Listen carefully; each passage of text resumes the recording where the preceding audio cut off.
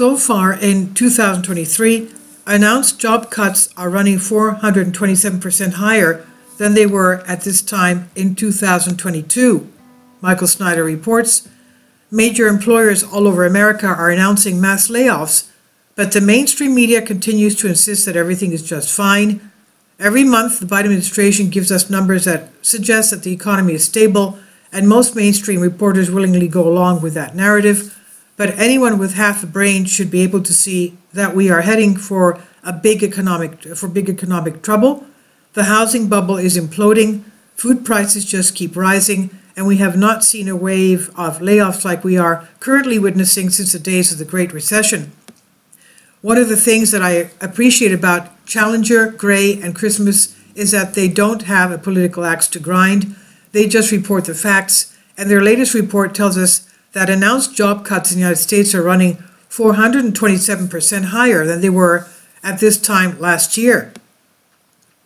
So far this year, employers announced plans to cut 180,713 jobs, up 427% from the 34,309 cuts announced in the first 2 months of 2022.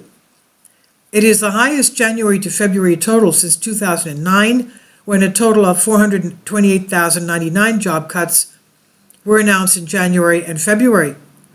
Let those figures sink in for a moment.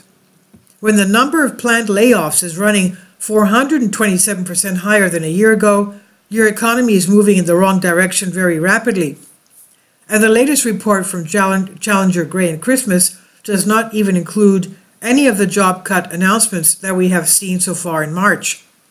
For example, it's being reported that General Motors will be offering a voluntary exit to the majority of its 58,000 U.S. white-collar employees. To the majority of them.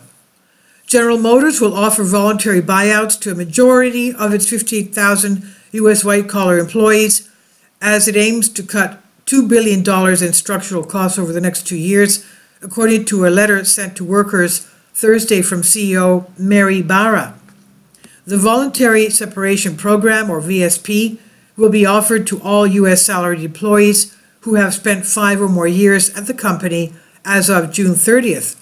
Outside of the U.S., the automaker will offer buyouts to executives with at least 2 years of time at the company. General Motors is insisting that these are not layoffs, quote unquote, because employees will get an opportunity to make a choice. But we are also being told that workers will be strongly encouraged to consider the program. Well, what happens if most of them don't want to leave? Then, therefore, obviously, there would be, now, my opinion, there will be layoffs. In other words, nobody will be forced out the door, but a significant amount of arm twisting will be taking place. Meanwhile, I just learned that Johnson & Johnson has decided to lay off hundreds of workers.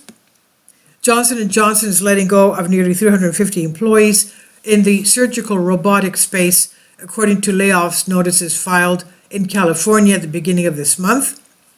The Warren notices list layoffs involving 292 workers at Auris, 47 at Verbal Surgical, and 4 at Ethicon Endosurgery. All of the jobs were based in Santa Clara County. The layoffs are effective April 30th. The tsunami of layoffs that we have been warning about is here. This is really happening. If you lose your job in the months ahead, you can blame the Federal Reserve.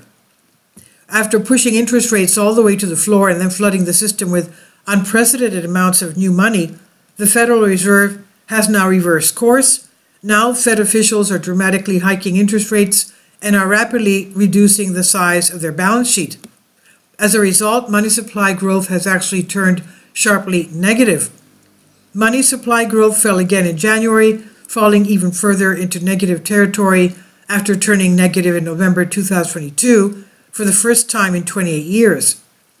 January's drop continues a steep downward trend from the unprecedented highs experienced during much of the past 2 years.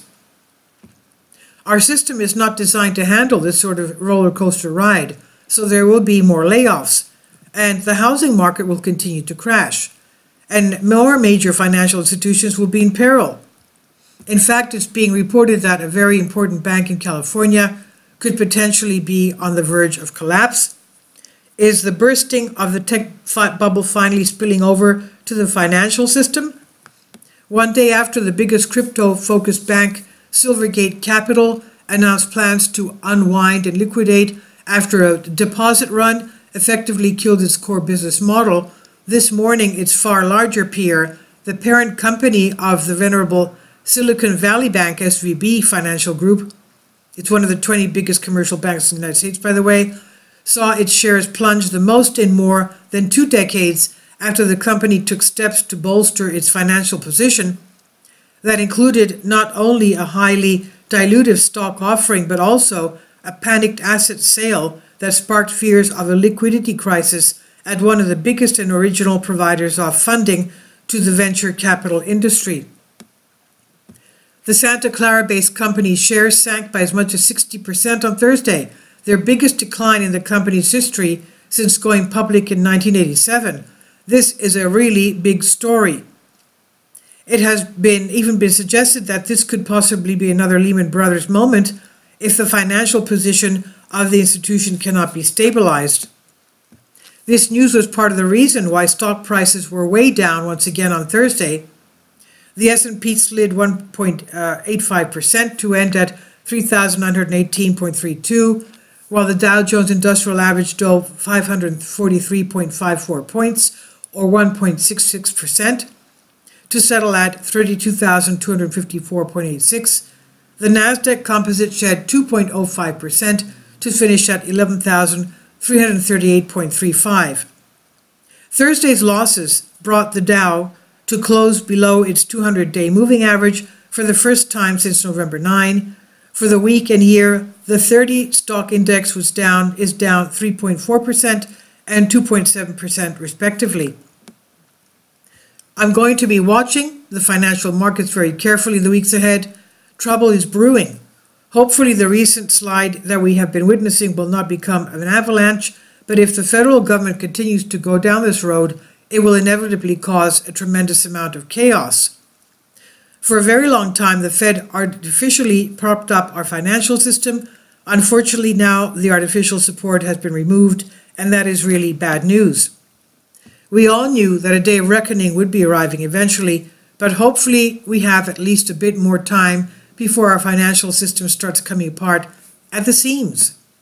And this is by Michael Snyder. He says about the author, my name is Michael, and my brand new book entitled End Times is now available on Amazon. In addition to my new book, I've written 6 other books that are available on Amazon, including 7-Year Apocalypse, Lost Prophecies of the Future of America, The Beginning of the End and Living a Life That Really Matters. When you purchase any of these books, you help to support the work that I'm doing, and one way that you can really help is by sending copies as gifts to family and friends. Time is short, and I need help getting these warnings into the hands of as many people as possible. I have published thousands of articles on the Economic Collapse blog, End of the American Dream, and the Most Important News, and the articles that I publish on those sites are republished on dozens of other prominent websites all over the globe. I always freely and happily allow others to republish my articles on their own websites, but I also ask that they include this about the author section with each article. The material contained in this article is for general information purposes only, and readers should consult licensed professionals before making any legal, business, financial, or health decisions. I encourage you to follow me on social media, Facebook and Twitter, and any way that you can share these articles with others is definitely a great help. These are such troubled times, and people need hope. John 3:16 tells us about the hope that God has given us through Jesus Christ. For God so loved the world that he gave his only begotten Son, that whosoever believeth in him should not perish but have everlasting life. If you have not already done so, I strongly urge you to invite Jesus Christ to be your Lord and Savior today. This is on the Economic Collapse blog by Michael Snyder. Please leave your comments, and thank you for your support. Kindly support my Patreon account. The daily posts are 5 videos daily, and they are totally different from what I have on my YouTube channel. Thank you so much for your support, and that you find all my content so interesting. You'll find the Patreon account details in the description box.